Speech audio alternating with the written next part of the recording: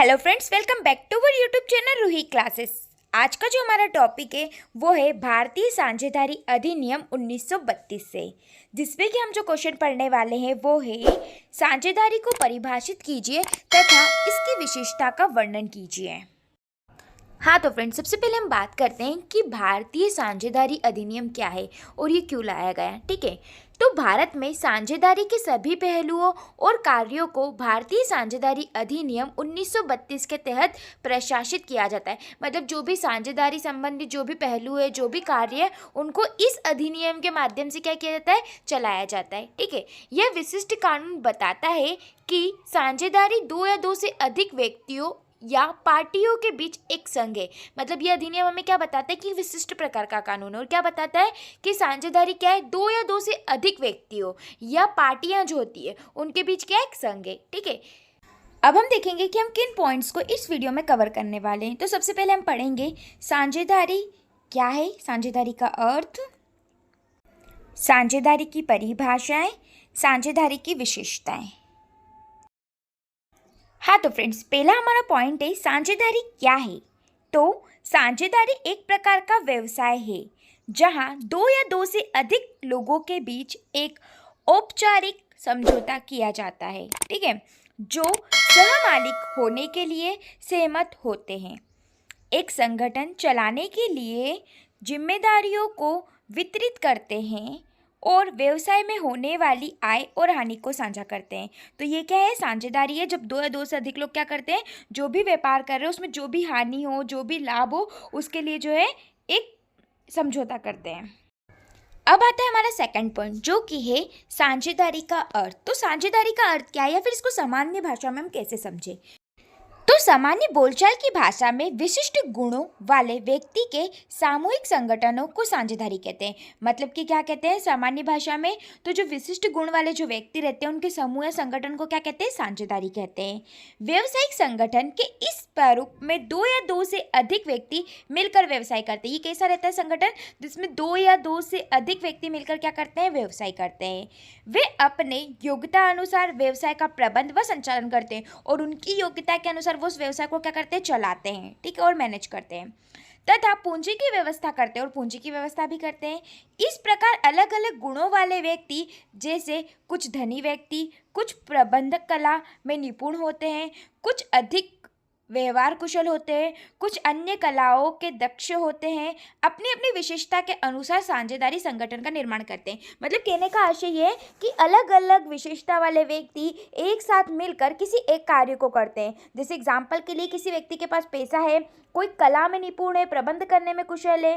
ठीक है, तो ये सब व्यक्ति मिलकर क्या करते हैं, किसी साझेदारी संगठन का निर्माण करते हैं और व्यापार करते हैं। तो यही है साझेदारी का अर्थ कि जब दो या दो से अधिक व्यक्ति मिलकर किसी व्यवसाय को करते हैं। तो अब बात करते हैं हम हमारे थर्ड पॉइंट की, जो कि है साझेदारी की परिभाषा बताइए। हाँ तो फ्रेंड्स, इस पॉइंट में हम देखेंगे कि विद्वानों ने किस प्रकार साझेदारी को परिभाषित किया है। तो सबसे पहले जो हमारे विद्वान है वो है पीटर ड्रेकर। ये क्या कहते हैं, ये कहते हैं साझेदारी एक संबंध है जो दो या दो से अधिक व्यक्तियों या संगठनों के बीच विभिन्न प्रकार की सहायता, संसाधनों और जिम्मेदारियों का आदान प्रदान करता है। मतलब साझेदारी क्या है, एक ऐसा संबंध है जिसमें व्यक्ति क्या करते हैं, आपस में जो भी सहायता है, संसाधन है, जिम्मेदारी है, वो आदान प्रदान करते हैं। ठीक है, दूसरे हमारे जो विद्वान हैं जिन्होंने साझेदारी को परिभाषित किया है वो कहते हैं साझेदारी विविध व्यावसायिक लाभों के साथ रिस्क को साझा करने का एक माध्यम होती है जो व्यावसायिक गतिशीलता और विकास को बढ़ावा देता है। ठीक है, तो इनका कहना यह है कि लाभों और रिस्क के संग क्या करते हैं, साझा करने का एक माध्यम होता है जिससे जो भी हमारा व्यवसाय है उसमें गति आती है और वो विकास की तरफ जो है बढ़ता है या फिर अग्रसर होता है। अगले हमारे विद्वान हैं जॉन डी रॉकफेलर। ये क्या कहते हैं, इनका कहना है साझेदारी एक विश्वसनीय सामाजिक, आर्थिक और नैतिक योजना होती है जो एक व्यापारिक उद्देश्य को प्राप्त करने के लिए अन्य व्यक्तियों और संगठनों के साथ संगठित की जाती है। मतलब इन्होंने क्या किया कि साझेदारी जो है उसमें व्यक्ति सामाजिक, आर्थिक योजना की तरह होते हैं और इसमें क्या होती है कि लोग अपने व्यापारिक उद्देश्य को प्राप्त करने के लिए क्या हो जाते हैं, एक रूप में या एक साथ क्या हो जाते हैं, संगठित हो जाते हैं और संगठित होकर अपने उद्देश्य जो है उनको पूरा करते हैं।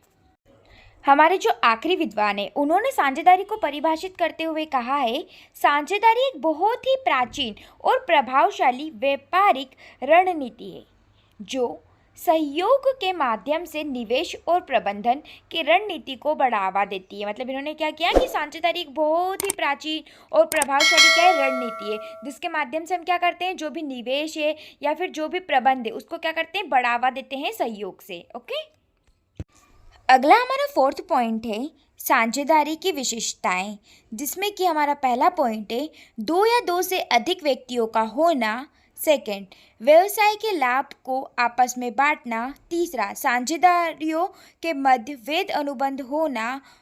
फोर्थ पॉइंट है हितों का हस्तांतरण। फिफ्थ है वैध व्यापार का होना। सिक्स है पूंजी का विनियोग आवश्यक नहीं है। सातवां है असीमित दायित्व। विशिष्टता का पहला पॉइंट है हमारा दो या दो से अधिक व्यक्तियों का होना। साझेदारी व्यवसाय के लिए कम से कम दो व्यक्तियों का होना क्या है, आवश्यक होता है। ठीक है, और ये जो व्यक्ति है ये क्या होना चाहिए, अनुबंध करने के लिए योग्य होना चाहिए। भारत में वैधानिक रूप से सामान्य व्यवसाय में साझेदारी में अधिक से अधिक 20 व्यक्ति एवं बैंकिंग व्यवसाय में 10 व्यक्ति साझेदार हो सकते हैं। दूसरी विशेषता है हमारी व्यवसाय के लाभों को आपस में बांटना।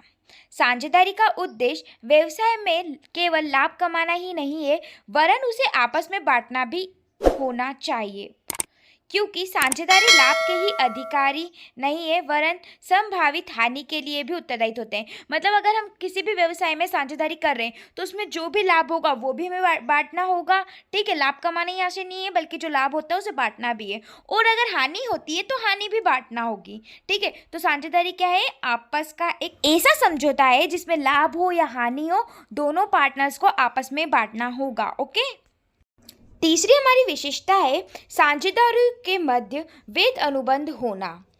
अधिनियमित अनुसार साझेदारी का संबंध अनुबंध द्वारा उत्पन्न होता है। मतलब साझेदारी का जो भी संबंध है वो किसके द्वारा उत्पन्न होता है, एक एग्रीमेंट के द्वारा। ठीक है, अब ये यहाँ पर आवश्यक है कि जो साझेदार है उनके बीच एक अनुबंध हो। ठीक है, तो ये क्या है, साझेदारी के मध्य वैध अनुबंध होना जो है आवश्यक है, और इसकी एक विशेषता भी है।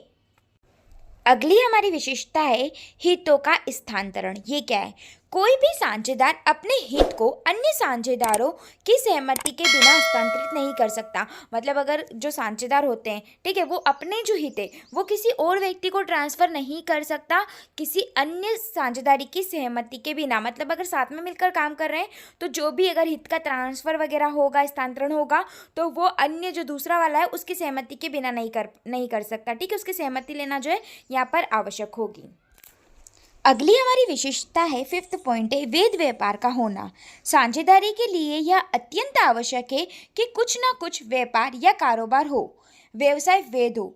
यदि एक या दो से अधिक व्यक्ति पारस्परिक कोई ठहराव करते हैं किंतु उनके ठहराव का उद्देश्य किसी व्यवसाय को चलाना नहीं है, तो ऐसे ठहराव को साझेदारी नहीं कर सकते। मतलब अगर किन्हीं दो व्यक्तियों के बीच में वैध व्यापार करने के लिए अगर कुछ एग्रीमेंट हुआ है तो वहाँ पर कुछ ना कुछ व्यवसाय या फिर कारोबार जो है वो होना चाहिए, तभी जो है वो वैध व्यापार या वैध व्यवसाय होगा। अगर उनके बीच जो है ठहराव तो हुआ है, मतलब करार तो हुआ है, लेकिन कुछ व्यवसाय नहीं है, तो वहाँ पर ऐसा जो है ठहराव साझेदारी उसको नहीं कह सकते।